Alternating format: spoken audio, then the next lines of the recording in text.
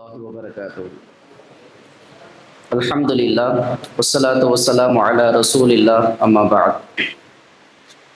புனிதமான ரமலான் இஜ்திமா 2025 இரவு பகுதியில் சொர்க்கம் நரகம் குறித்தான இந்த செய்திகளை நம்ம பார்த்து கொண்டு வருகிறோம்.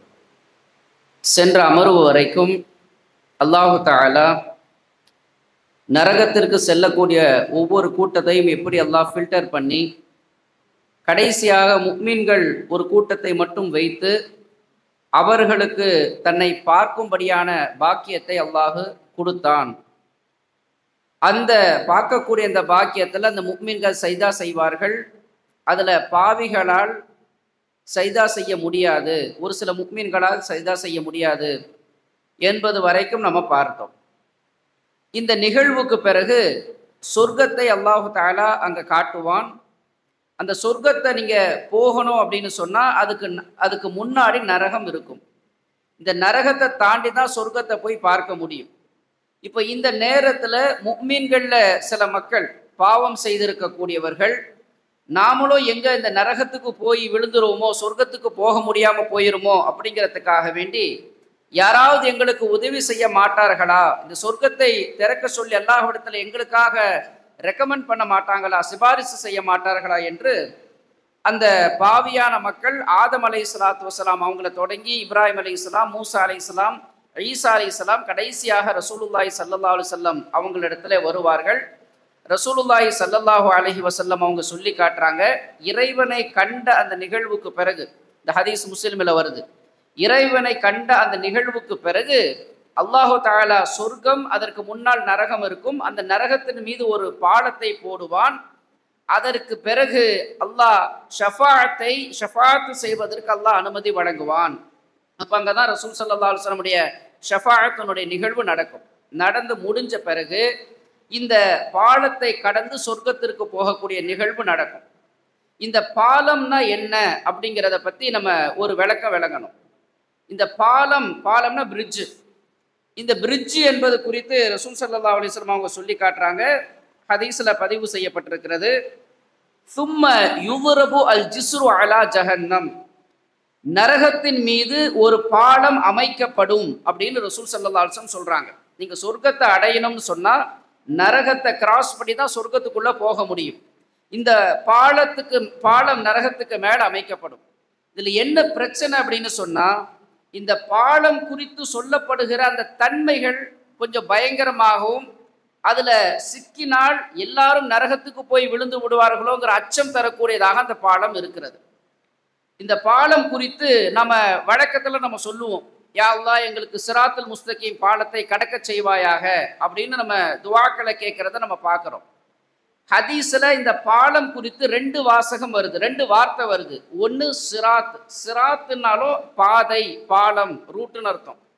ஜிஸ்ரு அப்படிங்கிற இன்னொரு வார்த்தை வருது. இது ரெண்டுமே புகாரி முஸ்லிம்ல வரக்கூடிய வார்த்தைகள். ஜிஸ்ரு அப்படின்னாலும் பிரிட்ஜ் தான், பாலம் அப்படின்னு தான். சிராத்துல் முஸ்தகீம் என்ற சேர்ந்தா போல வரக்கூடிய ஆதாரபூர்வமான செய்திகள் நம்ம பார்க்க முடியல. ஆனால் நீங்கள் இந்த சிராத்துல் முஸ்தகீம்ங்கிற வார்த்தை குர்ஆன்ல இருக்கு, அல்ஹம்து சூராலே இருக்கு, இஹ்தின சிராத்துல் முஸ்தகீம், எங்களுக்கு நேரான வழியை காட்டு அப்படின்னு வருது. அது என்னன்றது பின்னாடி, அந்த சிராத்னா என்னங்கிறத பின்னாடி எல்லாம் சொல்றான். சிராத்தல்லதீன அன்அம்த அலைஹிம், யாருடைய மீது நீ அருள் நிஅமத் செய்தாயே அவர்களுடைய பாதை என்று அது வேற ஒரு விஷயத்தை குறிக்கக்கூடியதாக வருது. இப்போ சிராத்துங்கிற வார்த்தையும் பாலம்ங்கிற வார்த்தையும் தான் இந்த ஹதீஸுகளை பதிவு செய்யப்பட்டிருக்கு. இந்த பாலத்தை குறித்து ரசூல் ஸல்லல்லாஹு அலைஹி வஸல்லம் அவங்க அதனுடைய தன்மைகளை குறித்து சொல்றாங்க. இந்த பாலம் எப்படிப்பட்டது தெரியுமா? மதுஹலத்துன், அது வழுக்கி விடக்கூடியதாக இருக்கும், ஸ்லிப்பாகக்கூடியதாக இருக்கும். மசில்லத்தும், அது சறுக்கி விடக்கூடியதாக இருக்கும். வழுக்கி விடுறதுன்னா ஒரு இடத்துல ஆயில் இருக்கு, ஒரு எண்ணெய் இருக்கு, அல்லது கிரிப்னஸ் இல்லாத ஒரு தரை இருக்குன்னு வைங்க, ஒரு சோப்பு அந்த மாதிரி இருக்குன்னு சொன்னா வழுக்கி விடும். மசில்லத்துன்னா சறுக்கி விடும், ஒரு மாதிரி ஸ்லோப் மாதிரி. செவுத்துல நீங்க ஏறுறீங்க, செவரு சொரன்னு இருந்தா கூட நீங்க உன்னால ஏற முடியாது.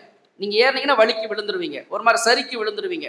இப்போ வழுக்கி விடக்கூடியதாகவும் மசில்லத்துன் சறுக்கி விடக்கூடியதாகவும் இருக்கும். அது மட்டுமல்ல, அலைஹி ஹதாதீஃப் வ கலாலீப், இந்த பாலத்துக்கு மேல, இந்த பாலம் வழுக்கி சறுக்கி விடுறது மட்டும் இல்லை, இந்த பாலத்துக்கு மேல அல்லாஹ் எப்படி வச்சிருப்பான்னா சில கொக்கிகளை, இரும்பாலான சில கொக்கிகளை வச்சிருப்பான்.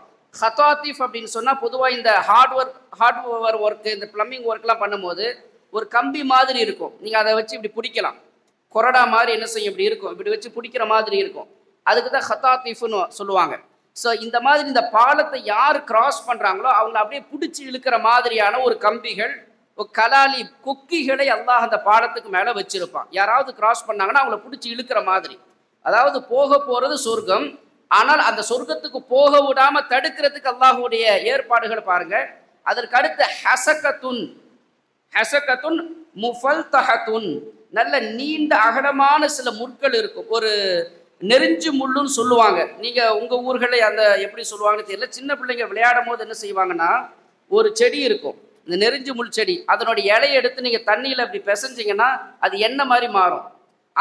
அதில் ஒரு முள் வரும். அது பச்சையாக இருக்கும்போது அந்த அளவுக்கு எஃபெக்டாக இருக்காது. காஞ்சி போயிடுச்சுன்னு சொன்னால் நல்லா குத்தும். நெருஞ்சி முள்ளுன்னு சொல்லுவாங்க. ஒரு ரவுண்டாக இருக்கும், அது சுற்றி முள்ளாக இருக்கும். அதுதான் அந்த ஹசகத்துன். அந்த மாதிரி ஒரு அரபு பிரதேசங்களில் இருக்கக்கூடிய ஒரு வகையான முள் ரவுண்டாக இருக்கும், அது சுற்றி முள்ளாக இருக்கும். அந்த மாதிரி ஒரு முற்கள் உள்ள ஒரு விஷயத்தை அல்லாஹ் அந்த பாலத்தில் போட்டிருப்பான். அது மட்டுமல்ல, லஹா ஷௌகத்துன் ஒகைஃபா, அந்த முற்கள் வந்து வளைஞ்ச முள்ளாக, நல்ல பெரிய பெரிய முள்ளாக இருக்கும், வளைஞ்ச முற்களாக இருக்கும். அதுக்கு ரசூல் ஸல்லல்லாஹு அலைஹி வஸல்லம் அது எப்படி இருக்குங்கிறதுக்கு ஒரு உதாரணம் சொல்றாங்க. நஜ்து பகுதியில அஸ்ஸஅதான் என்ற ஒரு வகையான முள் செடி இருக்கு. அந்த முள் செடியில இருக்கக்கூடிய அந்த முற்கள் எப்படி இருக்குமோ அந்த மாதிரி தான் இந்த சுராத், இந்த பாடத்துல நரகத்தின் மீது போடப்பட்ட அந்த பாடத்தின் மீது இருக்கும் என்று ரசூலுல்லாஹி ஸல்லல்லாஹு அலைஹி வஸல்லம் சொல்றாங்க. இந்த பாடத்தை பத்தி நமக்கு சொல்லப்பட்ட விஷயங்களை திரும்பவும் பாருங்க. அது சறுக்கி விடக்கூடியதாக இருக்கும், வழுக்கி விடக்கூடியதாக இருக்கும். அதற்கு மேல என்ன செய்வாங்கன்னு சொன்னா, கொக்கிகள், இரும்பாலான கொக்கிகளும் பிடித்து இழுக்கக்கூடிய அளவுக்குண்டான சில இரும்பாலான சாதனங்களையும் அல்லாஹ் அங்க போட்டு இருப்பான். அதே போல அதன் மீது முற்கள் இருக்கும். அந்த முற்கள் கீறி கிழிக்கும். கொக்கி போன்ற வளைந்து இருக்கக்கூடிய முற்கள் இருக்கும் என்று ரசூலுல்லாஹி ஸல்லல்லாஹு அலைஹி வஸல்லம் அவங்க சொல்றாங்க. இது எல்லாமே அந்த பாலத்தை யாராவது கிராஸ் பண்ணாங்கன்னு சொன்னா அவங்கள பிடிச்சி இழுத்து கிழிச்சு அவங்களை எப்படியாச்சும் நரகத்தை தள்ளுறதுக்குண்டான அந்த வேலையை அந்த விஷயங்கள் செய்யும். இதுல இவ்வளவு ஆபத்துகள் இருந்தாலும் கூட அல்லாஹு தஆலா அந்த பாலத்துல போகக்கூடியவர்களை பாதுகாக்கக்கூடிய ஒரு 2 விஷயத்தை வந்து அல்லாஹு தஆலா அந்த பாலத்தின் மேல வச்சிருக்கிறான். ரசூலுல்லாஹி ஸல்லல்லாஹு அலைஹி வஸல்லம் சொல்றாங்க, துருசலு ரஹ்மு வல் அமானத்து. இந்த பாலத்தின் மேல இந்த உலகத்துல வாழ்ந்த மக்கள் செய்த 2 நல்ல விஷயங்கள் இங்க மேல பாதுகாப்பாக நிற்க வைக்கப்படும். ஒன்று ரஹம், நாம சொந்த பந்தங்களோட சேர்ந்து வாழக்கூடிய அந்த தன்மைகள் இருக்குல்ல, என்னோட கூட பிறந்த அண்ணன் தம்பி, அக்கா தங்கச்சி, என்னுடைய பெற்றவர்கள், அல்லது எங்க அப்பாவோட கூட பிறந்த பெரியப்பா சித்தப்பா, இப்படிப்பட்ட உறவுகளோடு நீங்க சேர்ந்து இந்த உலகத்துல வாழ்ந்தீங்கன்னு வைங்க, இந்த உறவையும் அதற்கடுத்து அல் அமானத், நம்பகத்தன்மை. இந்த உலகத்துல உங்களை நம்பி ஒரு பொருள் யாராவது கொடுத்துருப்பாங்க, அதை நீங்க பாதுகாப்பீங்க. பாதுகாக்கிறதுன்னு சொன்னா நீங்க ஒரு நண்பராக இருக்கும்போது மட்டுமல்ல, நீங்க உங்களோட சண்டை போட்டு பிரிஞ்சு பிறகு கூட அந்த அமானிதங்களை பாதுகாக்கணும். இந்த நம்பகத்தன்மையோடு இந்த உலகத்துல வாழ்வீங்களே, இந்த 2 தன்மைகளை எல்லாம் என்ன செய்வான்னா அந்த பாடத்தின் மேல வைப்பான். அப்ப அந்த நம்பகத்தன்மையும் நீங்க உறவுகளோடு சேர்ந்து பேணி வாழ்ந்த அந்த உறவுகளை பேணுதல்ன்ற அந்த 2 தன்மை, இந்த 2மே பாலத்தின் மீது வலது புறமும் எமீனம் வஷ்மாலன், வலது புறமும் இடது புறமும் நிற்பான். அப்போ ஒரு பக்கம் இந்த கொக்கிகள், இது போன்ற ஆபத்துகள் அதை கடக்கக்கூடியவர்களை வந்து பிடித்து இழுக்கும், இன்னொரு பக்கம் உங்களுடைய அமல்கள் உங்களை பாதுகாத்து கொண்டே இருக்கும். இப்படி ஒரு பாடத்தை அல்லாஹ் உண்டாக்கி வச்சிருக்கிறான். இந்த செய்திகள் புகாரி முஸ்லிமில் உள்ள ஹதீஸுகளில் உள்ள ஒரு தொகுப்பை தான் உங்களுக்கு நான் சொல்லியிருக்கிறேன். குறிப்பாக 7439வது ஹதீஸ் புகாரியில், 302 முஸ்லிம், 329 முஸ்லிம், இந்த ஹதீஸுகளில் பார்த்தீங்கன்னா இந்த செய்திகள் வரும். இந்த பாலம் குறித்து வேறு சில தகவல்கள் சொல்லப்படுது. என்ன அப்படின்னு சொன்னா, அபூ சயீத் அல் குத்ரி ரலியல்லாஹு அன்ஹு அவங்க சொல்றாங்க, இந்த சிராத்துங்கிற பாலம் எப்படிப்பட்டதுன்னா, அஹத்து மின ஸைஃபி, வால் இருக்குல்ல, ஸ்வாட், கத்தியை விட கூர்மையாகவும், அதற்கு மின ஷஅரதி, முடியை விட மெல்லியதாகவும் இருக்கும் அப்படின்னு ஒரு செய்தி எங்களுக்கு கிடைத்தது அப்படின்னு அபூ சயீத் குத்ரி ரலியல்லாஹு சொல்றாங்க. முஸ்லிம்ல வருது. ஆனா இந்த ஹதீஸ்ல ரசூலுல்லாஹி ஸல்லல்லாஹு அலைஹி வஸல்லம் சொன்னாங்கன்னு வரல, அல்லது சஹாபி அவங்க சொன்ன மாதிரியும் வரல. எங்களுக்கு இப்படி ஒரு செய்தி கிடைத்ததுன்னு வர்றதுனால இந்த தன்மைகளை ரசூல் ஸல்லல்லாஹு அலைஹி வஸல்லம் அவங்க நேரடியாக சொன்ன மாதிரி இல்லை. அதே போல வந்து சஹாபி சொன்னதுனால இந்த கருத்தை இந்த 2 கருத்தை நான் சேர்க்கல. ஆனால் ஹாக்கிம்ங்கிற ஹதீஸ் கிதாப்ல நம்ம தேடி பார்க்கும் பொழுது கத்தியினுடைய கூர்மையை போன்று இந்த பாடம் இருக்குங்கிற ஒரு ஹதீஸ் ஹாக்கிமில் வருது. அப்ப இந்த பாலத்தினுடைய தன்மைகள் தான் சுருக்கமாக இந்த விஷயங்கள். இப்ப இந்த பாலத்தை அல்லாஹு தஆலா கடக்க சொல்லுவான் முஃமின்களை, போங்க அப்படின்னு சொல்லுவான். இப்படி போங்கன்னு சொல்லும்போது இந்த பாலத்தை கடப்பதற்கு என்ன அங்க தேவைப்படும் அப்படின்னு சொன்னா, ஏன்னா இது பெரிய ஆபத்து. அல்லாஹு தஆலா என்ன செய்வான்னு சொன்னா, யாரெல்லாம் இந்த உலகத்துல நல்ல அமல்கள் செய்கிறார்களோ அந்த அமல்களுடைய அந்த வெயிட், அதனுடைய அந்த அமல்களுடைய அந்த இரையச்சத்தை பொறுத்து அந்த பாலத்தை வேகமாக கடக்கக்கூடியவங்க. இப்போ நம்ம ராக்கெட் இருக்கு, அதுல இன்ஜின் இருக்கு, அதனுடைய இன்ஜின் வந்து நல்ல ரொம்ப பவர்ஃபுல்லா நிறைய ஹார்ஸ் பவர் இருக்கும், அது ரொம்ப வேகமா போகும்.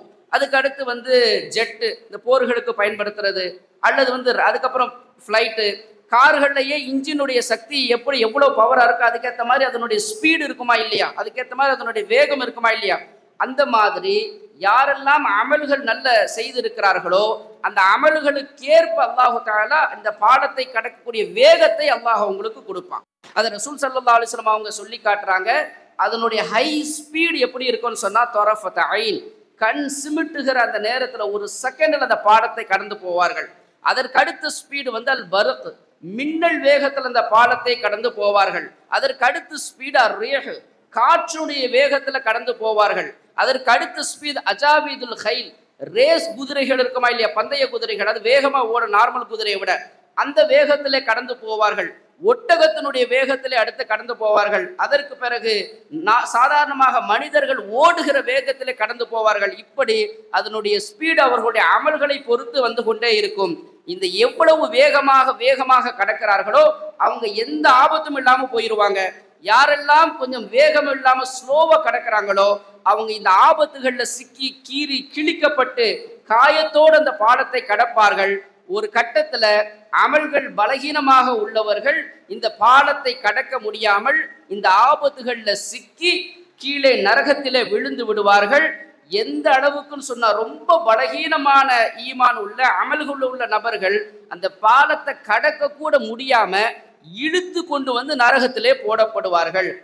இப்படியாக அல்லாஹு தஆலா முஃமின்கள் என்று பெயர் சொல்லப்பட்ட சாலிஹான நன்மக்களையும் பாவம் செய்த அந்த மக்களையும் இப்படி சொர்க்கத்திற்கு கொண்டு செல்வதற்கு முன்பாகவே ஒரு ஃபில்டர் பண்ணி இதுல வெற்றி பெற்றவர்கள் இருப்பார்கள். ஒரு கூட்டம் முழுமையாக எந்த காயமும் எந்த ஆபத்தும் இல்லாமல் சொர்க்கத்தினுடைய வாசலுக்கு போய் அந்த பாலத்தை கடந்து போனவர்கள் இருப்பாங்க.